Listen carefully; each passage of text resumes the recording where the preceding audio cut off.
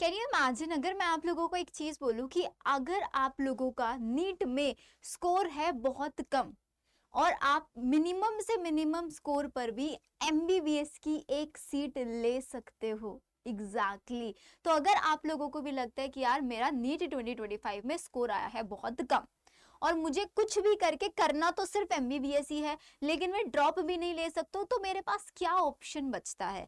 तो इस वीडियो के अंदर मैं आपको वो सारे ऑप्शंस बताने वाली हूं जिनके थ्रू आप लो से लो नीट स्कोर पर भी एमबीबीएस टारगेट कर सकते हैं। तो बात करते हैं हम लोग हमारे आज के इस सेशन में, जिस सेशन का टारगेट है एमबीबीएस टारगेट, कि बच्चों को एमबीबीएस कैसे कराया जाए। अब देखो, सबसे पहली रिक्वायरमेंट क्या होनी चाहिए अगर आपको एमबीबीएस करनी है, तो आपने नीट का एग्जाम देना चाहिए। आपने नीट का एग्जाम अटेम्प्ट किया हो, उसके बाद आपने नीट का एग्जाम को जस्ट क्वालिफाई किया हो। अब क्वालिफाई आपको पता है कितना, अगर आपका 133 प्लस स्कोर है तो आप स्टिल एमबीबीएस कर सकते हैं। कौन कौन से ऑप्शंस अवेलेबल हैं, कौन कौन से वो कॉलेजेस हैं, कैसे वो कॉलेजेस हैं, कैसे एडमिशन होंगे, सारी चीजें आपको मैं यहाँ पर बताऊंगी। तो सबसे पहला ऑप्शन आता है आप लोगों के पास वेस्ट बंगाल का। अब बहुत सारे बच्चे वेस्ट बंगाल से होंगे, उनके लिए तो बेस्ट ऑप्शन है ही है। तो वेस्ट बंगाल के अंदर ऐसे बहुत सारे एमबीबीएस कॉलेजेस हैं। वेस्ट बंगाल के अंदर ऐसे बहुत सारे एमबीबीएस कॉलेजेस हैं। अगर आपका स्कोर है लेस देन 200 से आपका स्कोर है कम, तो आप वेस्ट बंगाल के एमबीबीएस कॉलेजेस टारगेट कर सकते हैं। कौन सी काउंसलिंग करानी है, किस काउंसलिंग के थ्रू सीट मिलेगी, तो काउंसलिंग कराने का सिंपल तरीका है, वह तो आप लोग एमसीसी के थ्रू टारगेट कर सकते हैं, लेकिन सबसे बेस्ट तरीका मैं आप लोगों को बताऊंगी वो है आप लोगों की वेस्ट बंगाल की स्टेट काउंसलिंग। वेस्ट बंगाल की स्टेट काउंसलिंग के थ्रू आप वेस्ट बंगाल के स्टेट प्राइवेट मेडिकल कॉलेजेस को टारगेट कर सकते हैं। नेक्स्ट आता है आप लोगों के पास वेस्ट बंगाल के बाद अनदर स्टेट जहां पर लो से लो स्कोर में भी आप लोगों को सीट मिलती है, वो है आप लोगों का राजस्थान। और राजस्थान, ये बता देती हूँ, राजस्थान और यूपी ये ऐसे दो स्टेट है जहां के कॉलेजेस सबसे टॉप मोस्ट कंसीडर किए जाते हैं। राजस्थान में अगर आप लोगों का स्कोर है 250 से लेकर 300 के बीच में, मतलब 250 प्लस अगर आप लोगों का स्कोर है, और if you want to go for Rajasthan, तो आप राजस्थान की स्टेट काउंसलिंग के थ्रू राजस्थान के प्राइवेट एमबीबीएस कॉलेजेस को टारगेट कर सकते हैं। अब दी अगर हमको राजस्थान में कॉलेजेस चाहिए, तो राजस्थान के कॉलेजेस में का एक बार हमें बजट भी बता दो, कितना बजट जाता है। तो भाई देखो, राजस्थान के कॉलेजेस जो होते हैं वो थोड़े से कॉस्टली होते हैं, लेकिन ऑफकोर्स वर्थ इट कॉलेजेस आपको वहां पर मिलेंगे। राजस्थान का जो बजट है वो आप लोगों का जाएगा अराउंड 1.15 सीआर से लेकर कितना 1.30 सीआर। और इस बजट के अंदर आप लोगों का पूरा ट्यूशन फीस, एकेडमिक और आपके हॉस्टल चार्जेस, आपके एग्जामिनेशन फीस, आपके ट्रैवल एक्सपेंसेस, वो सब कंसीडर करके मैंने यहाँ पर बताया है। वेस्ट बंगाल की अगर आप बात करें कि दी वेस्ट बंगाल का भी बजट बता दो, तो वेस्ट बंगाल का भी बजट 1.2 आई थिंक 1.10 लाख तक हो जाएगा।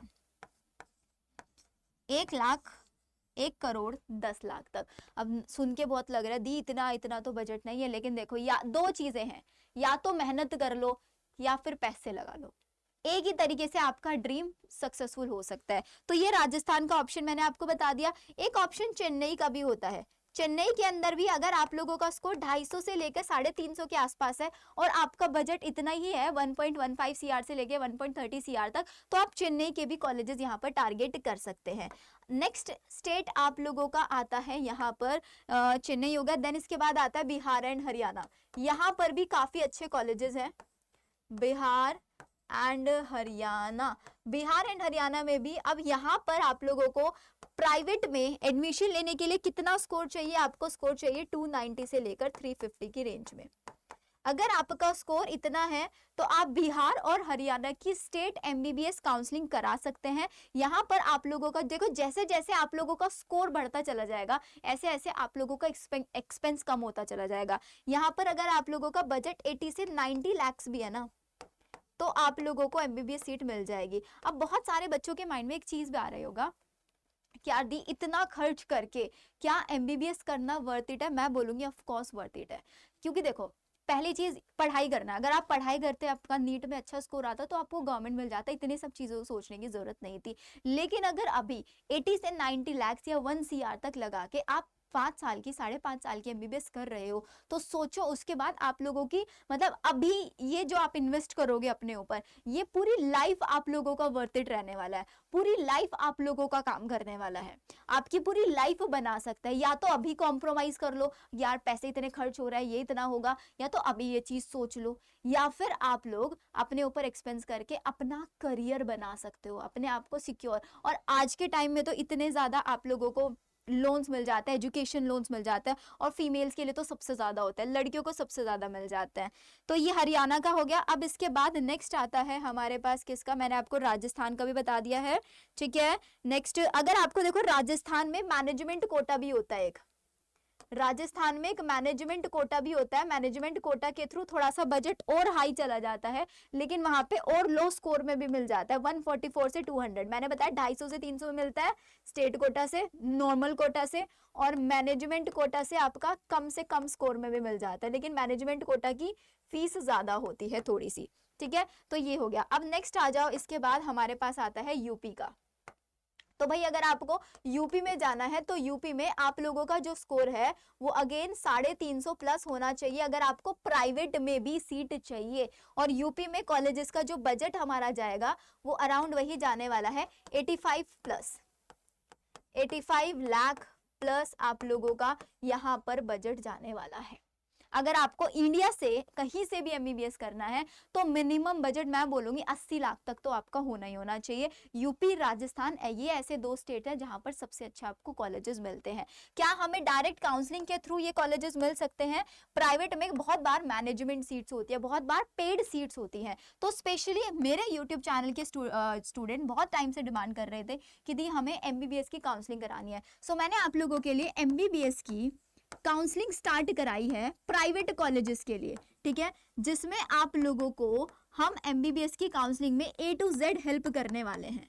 आप लोगों को आपके स्कोर पर, आपके बजट में किस स्टेट में कॉलेज मिल सकता है, ठीक है। अब वो कॉलेज आपको कैसे मिलेगा, काउंसलिंग कैसे करानी है, क्योंकि बहुत बार आप लोगों ने देखा होगा, आपने राउंड 1 में काउंसलिंग कराया है तो राउंड 1 में आपको सीट नहीं मिला। और प्राइवेट कॉलेजेस की क्या होता है, round two round cut off decrease नहीं होती, हाई जाती है। गवर्नमेंट में उल्टा होता है, प्राइवेट में उल्टा होता है, दोनों में अपोजिट चलता है। तो अगर आपको राउंड 1 में सीट नहीं मिली तो चांसेस बहुत कम है कि आपको राउंड 2 में सीट मिलेगी। तो यहाँ पर रोल आता है MBBS के काउंसलर्स का। आपने कंसल्टेंसीज ये सब चीजें सुनी होंगी, ठीक है। तो यहाँ पर काउंसलर्स का रोल होता है, जिनका MBBS कॉलेजेस से डायरेक्ट कुछ टाई अप होता है, तो आप लोगों के डायरेक्ट एडमिशंस भी कराते हैं, ऑफकोर्स कराएंगे काउंसलिंग के थ्रू। मेरिट लिस्ट में जो आपकी अलॉटमेंट लेटर आएगा उसमें भी आपका नाम आएगा। आप लोगों के साथ हमारे काउंसलर खुद जब आप रिपोर्टिंग के लिए जाएंगे तो आप लोगों की कॉलेज रिपोर्टिंग भी आप लोगों के काउंसलर्स खुद कराएंगे। आप लोगों के सारे डॉक्यूमेंट्स प्रिपेयर यहाँ पर काउंसलर्स खुद कराएंगे। जब तक आप लोगों को का कॉलेज ज्वाइन नहीं हो जाता है तब तक आप लोगों को counsellors A to Z help करने वाले, आपके सारे डाउट्स रिजॉल्व करने वाले हैं। क्या दी काउंसलिंग्स में कोई यहाँ पर हमें पेमेंट भी देना पड़ेगा? ऑफ कोर्स काउंसलर्स का एक पेमेंट होगा, लेकिन वो पेमेंट सिर्फ और सिर्फ जब आपको सीट मिल जाती है, सीट आपको अलॉट हो जाती है, उसके बाद आप लोगों से पेमेंट लिया जाएगा, जिसके चार्जेस मैं अभी बता देती हूँ। जो बच्चे अफोर्ड कर सकता है दैट इज 1 लाख। ये मेरे चार्जेस नहीं है, ये काउंसलर्स के चार्जेस है। 1 लाख चार्जेस होंगे जो आप लोगों को जब सीट मिल जाए, सीट अलॉटमेंट लेटर आ जाए, आपकी ज्वाइनिंग हो जाए, डॉक्यूमेंट्स वेरीफाई हो जाए, उसके बाद ये आप काउंसलर्स को फीस पे करेंगे। तो ऐसे आप लोगों की MBBS काउंसलिंग में हेल्प होगी। अब बहुत सारे ऐसे भी बच्चे होंगे जो लो बजट वाले हैं, तो लो बजट वाले स्टूडेंट्स को क्या करना है? अब देखो लो बजट है, दो तरीका, या तो पढ़ाई कर लेते टाइम से, या तो अब आप ड्रॉप ले लो 2026 के लिए, ले सकते हो ड्रॉप, तो 2026 के लिए ड्रॉप ले लो। अनलेस आप लोगों के लिए नेपाल, वैसे नेपाल की अभी जो कंट्रोवर्सी चल रही है उसके बाद मेरे को नहीं लगता बच्चे नेपाल में जाएंगे, लेकिन नेपाल के अलावा जैसे रशिया हो गया, ठीक है, ऐसे बहुत सारे अब्रॉड के भी ऑप्शंस हैं। और यहाँ पर इस काउंसलिंग में आप लोगों को अब्रॉड के भी काउंसलिंग कराई जाएगी, तो आप अब्रॉड की काउंसलिंग भी हमसे करा सकते हैं। तो ये काउंसलिंग कराएंगे कैसे? तो काउंसलिंग कराने के लिए सिंपल तरीका है, हमारा व्हाट्सएप नंबर है 060263। This is our WhatsApp number. इस व्हाट्सएप नंबर पर आप लोगों को मैसेज ड्रॉप करना है जिसमें आपको अपना नीट का स्कोर लिखना है। प्लीज हाय हेलो मत लिखना, ठीक है। आपका प्रेफर्ड स्टेट लिखना है आप लोगों को, आपको अपना बजट लिखना है कि मेरा बजट ये है और मुझे यहाँ पर सीट लेनी है। उसके बाद हमारे काउंसलर्स आप लोगों को डायरेक्टली रीच आउट करेंगे। इससे भी एक और इजी तरीका मैं आप लोगों को बता रही हूँ। इसी वीडियो के डिस्क्रिप्शन में मैं आप लोगों को एक गूगल फॉर्म दे रही हूँ। प्लीज आप सब लोग उस गूगल फॉर्म को फिल कर देना। उस गूगल फॉर्म में आप अपना व्हाट्सएप नंबर, अपना कॉन्टैक्ट नंबर, आपका बजट, नीड स्कोर, स्टेट, ये सारी चीज आप फिल कर देना। तो जिस स्टेट के जो एक्सपर्ट है वही आप लोगों को खुद कॉल करेंगे एंड कॉल पर आप लोगों को गाइड करेंगे। आई होप आप लोगों को सारी चीजें यहाँ तक समझ में आ गई होंगी। इसके अलावा जिसका जो भी डाउट है you can ask me in the comment section. End of course मेरा प्लेटफॉर्म ट्रस्ट वर्दी है, तो मैं आप लोगों को जो इन्फॉर्मेशन यहाँ पर दे रही हूँ, बिकॉज एमबीबीएस की प्राइवेट काउंसलिंग में आपने देखा होगा कोई 30 लाख का डोनेशन ले रहा है, कोई 25 लाख का डोनेशन ले रहा है, तो ऐसे बहुत सारे डोनेशन चलते हैं। लेकिन ये सर्विसेज मैं आप लोगों को अपने प्लेटफॉर्म बहुत ट्रस्टवर्दी है, इसलिए आप लोगों को प्रोवाइड करा रही हूँ यहाँ पर, ठीक है। तो आप लोगों को वो वाला इशू नहीं आएगा कि यार मेरे डॉक्यूमेंट्स लीक हो जाएंगे या मेरी कोई प्राइवेट इन्फॉर्मेशन लीक हो जाएगी, वो बिल्कुल यहाँ पर आप लोगों को फेस करने के लिए नहीं मिलने वाला है। ओके देन मिलते हैं हम लोग हमारे नेक्स्ट सेशन के अंदर। Bye everyone.